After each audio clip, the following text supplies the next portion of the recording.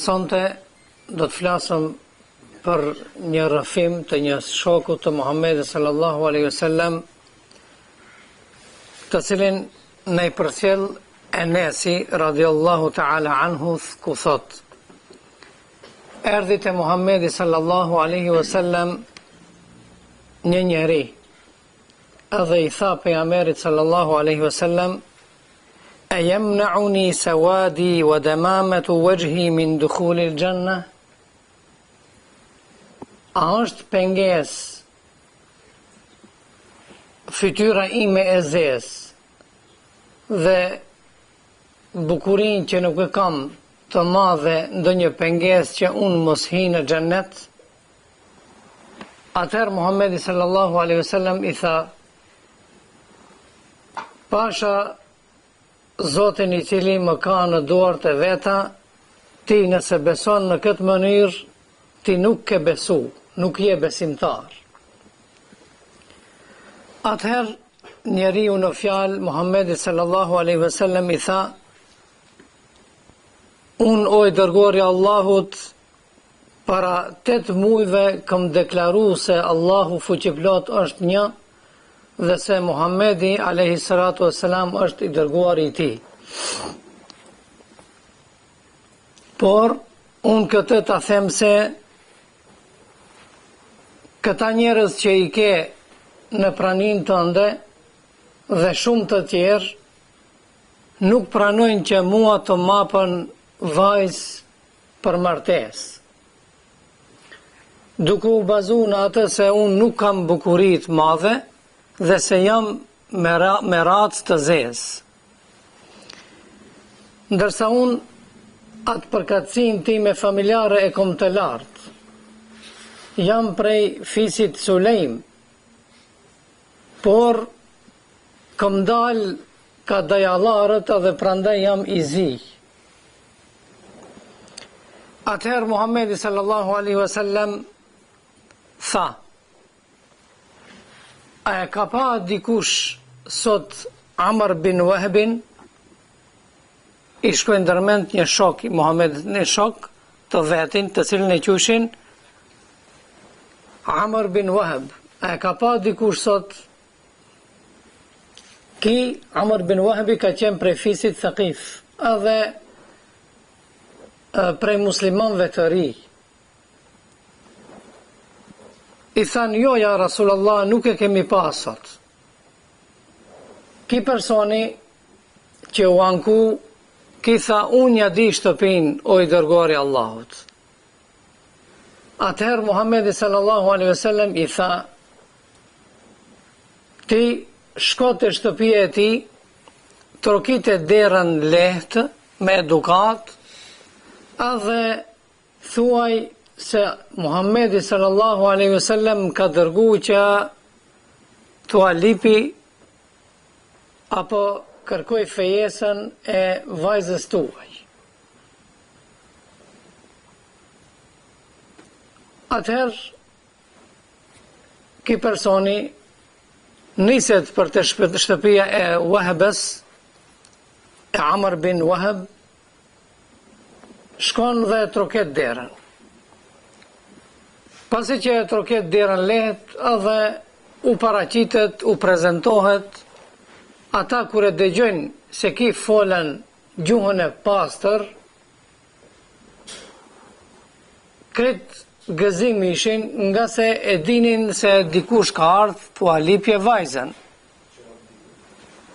Por kur e hapën derën dhe e pan se kush është ai, se është një njeri me racë të zezë, atëherë ata u befasuan dhe nuk shprehen nga dishmëri.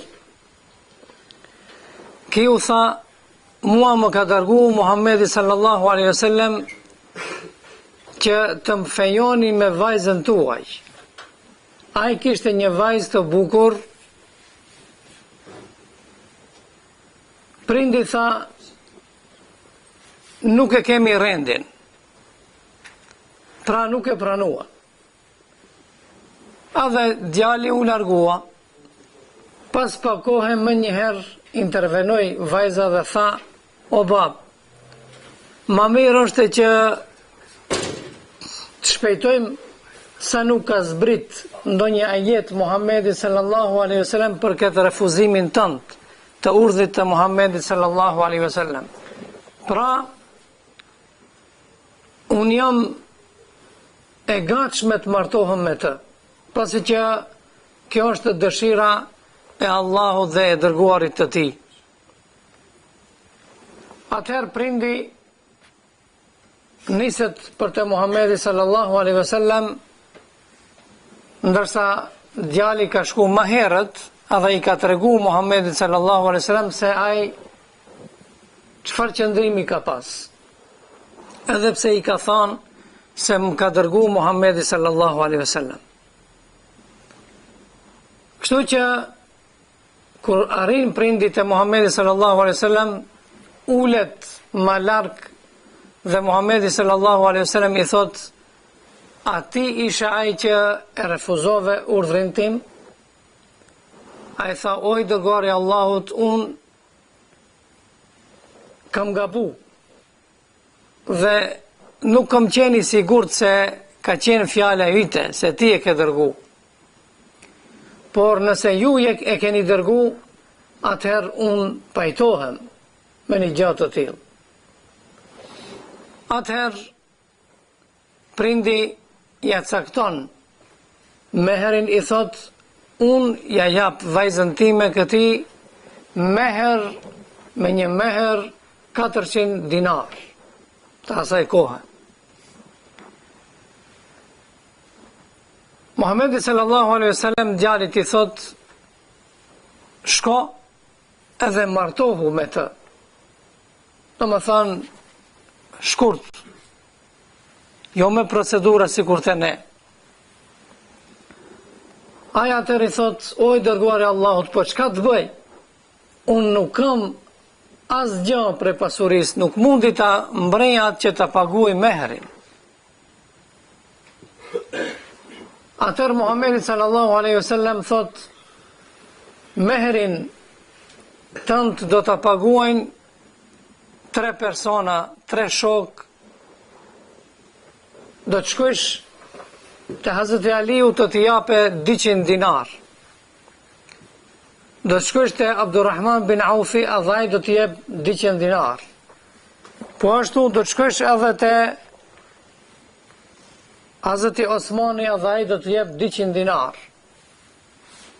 Shkoj ki te Hazreti Aliu edhe i tregoj se Muhamedi sallallahu alaihi wasallam më ka dërgu."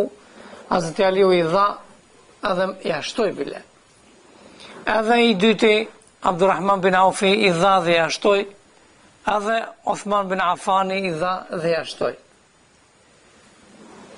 A i mur ato parat edhe dul në treg që të përgatitet për dasman. Të marrë diçka, do më thonë përgatitet për dasman. Por duke ble, paprit mas dëgjon një njeri që thot: "E jani në xhihad, e jani në rrugë të Allahut xheleshanu të luftojmë."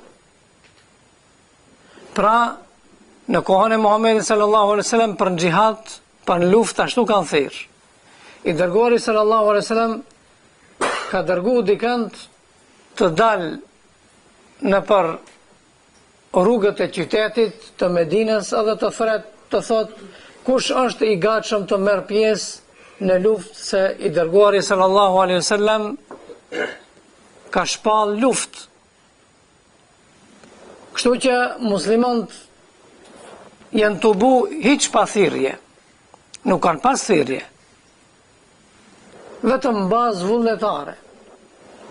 Edhe ki kur e dëgjon, a kërkon duke u përgatitur për martesë, natën e martesës. Kur e dëgjon thirrjen për në xhihad, i çon durët edhe thot: "O Zot, unë e zgjedhi këtë rrugën tjetër, do më thënë xhihadin.